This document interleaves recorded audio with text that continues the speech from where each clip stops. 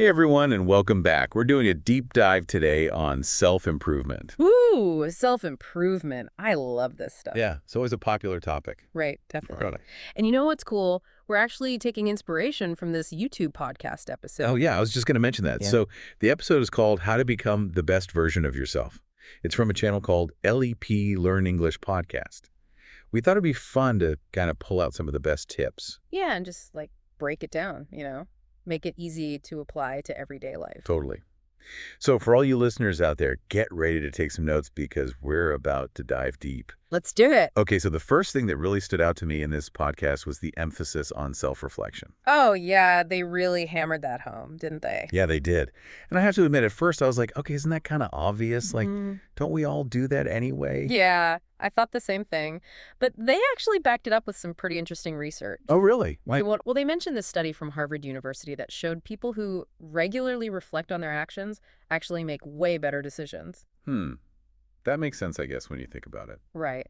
Because they're more aware of like their strengths, their weaknesses, what they need to work on. It's like taking stock of your pantry before you go grocery shopping. Exactly. You don't want to end up with 5 jars of pickles and no milk. Huh. So true. But here's the thing.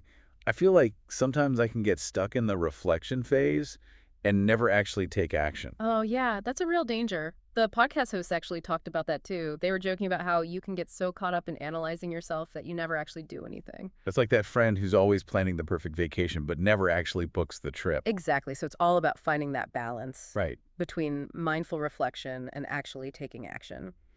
Which brings us to their next big point, goal setting.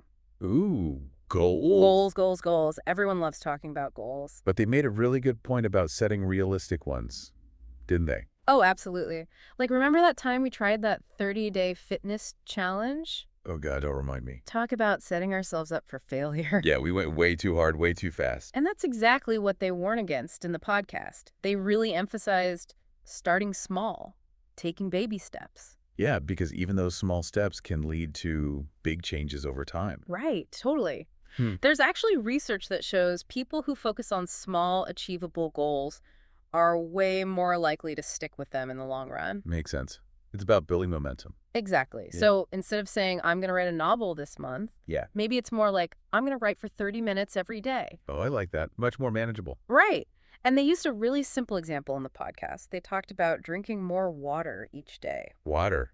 Really? Yeah, it sounds kind of basic, but they explained how it's a small change that can have a ripple effect on your overall health. And it's something you can actually stick to. Exactly. Plus, every time you reach for that water bottle, you're reinforcing that positive habit loop. It's like they say, small hinges swing big doors. Love that quote. Okay, but let's be real here. Even with realistic goals, we all struggle with self-doubt.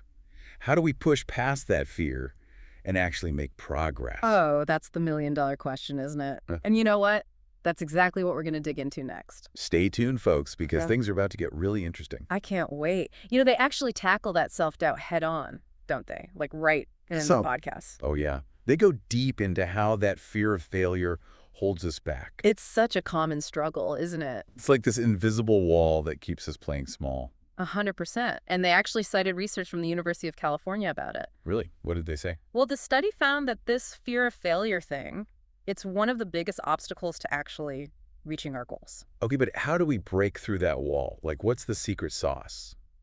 Well, they suggest something kind of radical, actually. I'm intrigued. They say we should reframe failure, like see it as part of the learning process. Instead of seeing it as, like, a setback. Exactly. Think of it more as feedback. Oh, I like that. So Yeah. instead of saying I messed up, Yeah, it's more like, okay, what can I learn from this? you got it. And they take it even a step further. They talk about focusing on progress, not perfection. Oh, that's good.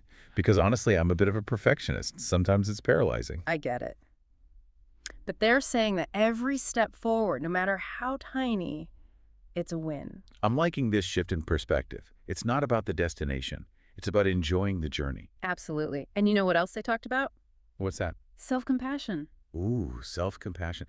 Okay, I need to hear more about this. Well, they basically said that we need to treat ourselves like we would treat a good friend. That's interesting. Yeah, think about it. If your friend was struggling with self-doubt, Would you be like, you're such a loser? No way. I'd be super supportive. Exactly. So why don't we do that for ourselves? Oh, I totally get it. So it's about extending that same kindness to ourselves. Yeah, it's about recognizing that we're all human. We all make mistakes. And that's okay. This is really resonating with me. It's not about lowering our standards. It's just about being more understanding. Right. It's like creating a safe space for ourselves to learn and grow without that constant fear of judgment. And they actually said that self-compassion can make us more resilient. Yep, they did. They said that when we're kinder to ourselves, we're better equipped to handle those setbacks. It's like having this built-in support system Yeah. that's always there for us, no matter what. And speaking of support systems, they also talked about the importance of who we surround ourselves with. Ooh, yes. The company we keep, I've heard that's super important. Oh, it is. And they explained why. They said negativity from others can be incredibly draining. It's like trying to run a marathon with weights strapped to your ankles. That's such a good analogy. You might still reach the finish line, but it's going to be way harder. So it's not just about finding positive people. It's also about minimizing the negativity in our lives. Right. 100%. And they made it clear that this applies to all areas of life, not just personal development. So it's our friends, our colleagues, even the stuff we consume online. Exactly. Like the books we read, the movies we watch. Are they lifting us up or pulling us down? It's about making conscious choices about where we invest our energy. I love how you put that. It's about curating our own personal ecosystem. And it's an ongoing process. Yeah. Right? The people who inspire us might change over time. Oh, for sure. It's all about being mindful and making adjustments as needed. Okay, so far we've talked about self-reflection setting, realistic goals, reframing failure, cultivating self-compassion, and being mindful of our influences. What else did they cover in this podcast? Oh, there's more. They brought up a really interesting point about finding your purpose. Purpose. So it's not just about self-improvement for the sake of self-improvement. Nope. They're saying there's a bigger picture involved. Okay, I'm listening. Tell me more. Well, they explained how becoming our best selves, it's not just about individual growth. It's also about making a positive impact on the world around us. I like that. So it's about contributing to something larger than ourselves. Exactly. Whether it's through volunteering, mentoring, or even just being a supportive friend or family member. I love that. Yeah. It adds this whole other dimension to the idea of self-improvement. It's not just about personal success. It's about using that success to make a difference. And they tied this back to the concept of a growth mindset. By focusing on how we can help others, we continue to learn and grow as individuals. It's like a beautiful cycle. We become better by helping others become better. Precisely. It brings a sense of purpose and meaning to the whole journey. I'm definitely seeing a theme here. It's not just about us as individuals. It's about recognizing our interconnectedness, how we can positively impact the world around us. Absolutely. But let's get real for a second.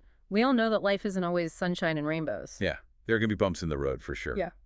How do we stay committed to this whole self-improvement thing when things get tough? That's a great question. And it's something a lot of people struggle with. So we were talking about resilience, that ability to bounce back when things go wrong. Right, like having those emotional shock absorbers. Exactly. And they talked about that in the podcast, about how everyone faces setbacks, challenges. It's just part of life. Yeah, it's not if it happens. Yeah. It's how we handle it. That's what they said. Yes. It's all about how we respond. Do we let it crush us or do we grow from it? I like how they put it in the episode. They use that analogy of a tree in a storm. Oh, yeah. That's good. Like a rigid tree is more likely to snap, but a flexible tree, it bends with the wind. And it survives. Exactly. But being adaptable is key. Right. Being willing to change course, learn from mistakes, find new solutions. Definitely. So it's less about marching in a straight line, more like navigating, I don't know, like a winding path. I love that. And remember, they tied this back to continuous learning, that every challenge is a chance to learn something new. Yeah, every setback is like a stepping stone. To becoming a better, more resilient version of ourselves. I like that. So what are some ways to actually build resilience? Well, they mentioned a few things, like practicing gratitude, focusing on what we can control. Ooh. And having a good support network. Yeah. People who lift you up. For sure. It all helps. Yeah. And they said it's an ongoing process, this resilience thing. Not a one-time fix. Yeah. Something you work on. Like a muscle, you got to keep training. Exactly. And they also brought up self-compassion. Oh, being kind to ourselves. Yeah. Especially when we mess up. Exactly. And it can be hard. Especially when you're trying so hard to be better, It's easy to get down on yourself. They addressed that. They said self-compassion isn't about lowering your standards. It's not giving yourself a free pass. No. It's more about recognizing, hey, I'm human. I make mistakes. It's okay. Like you do for a friend. Yeah, exactly.